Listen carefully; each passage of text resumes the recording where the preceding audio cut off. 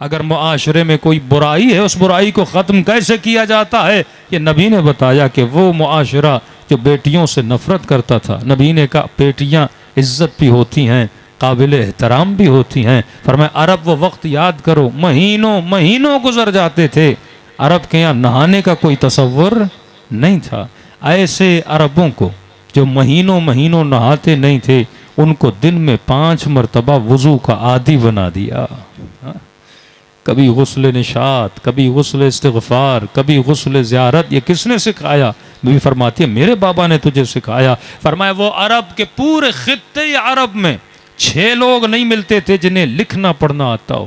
پورے خطے عرب میں ان عربوں کو کاتب وحی بنا دیا، قابل فضیلت بنا دیا کہ یہ میرے بابا نے تجھے سکھایا۔ اور فرمایا سب سے بدترین کام جو کرتے تھے، اپنی جبینوں کو بتوں کے سامنے جھکایا کرتے تھے۔ وہ جبین جو سب سے اعلیٰ ترین منزل رکھتی ہے، فرمایا اس جبین کو میرے بابا نے تجھے بتایا کہ جبین ہر ایرے غیرے کے سامنے جھکائی نہیں جاتی، یہ وحدہ لا شریک کے دربار میں جھکانے کے لیے ہے۔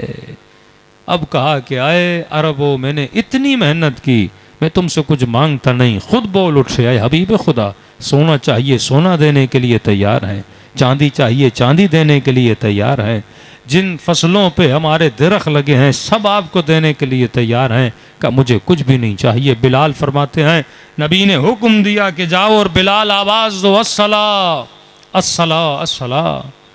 میں نے کہا یا رسول اللہ وقت نماز نہیں، کس طرح لوگوں کو بلاؤں؟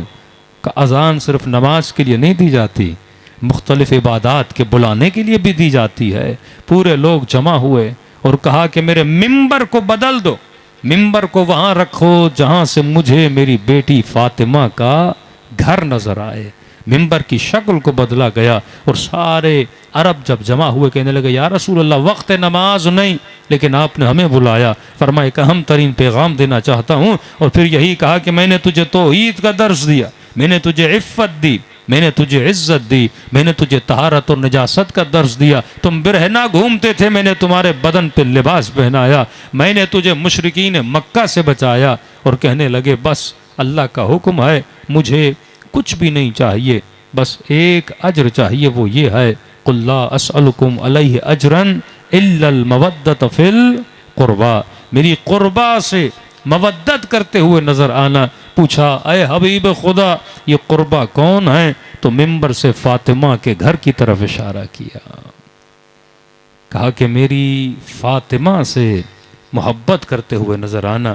اپنی زندگی کے آخری دنوں میں بھی جب رسول خدا اس گھر کے سامنے سے گزرتے تھے تو ہمیشہ خود کھڑے ہو کے سلام کرتے تھے، السلام علیکم یا اہل بیت النبوہ ومعدن الرسالہ ومحبت الوحی، کہ آئے وہ گھرانہ جس پر اللہ کی وحی نازل ہوتی ہے، وہ گھرانہ جو مصطفیٰ گھرانہ ہے، جو اللہ کا چنا ہوا گھرانہ ہے۔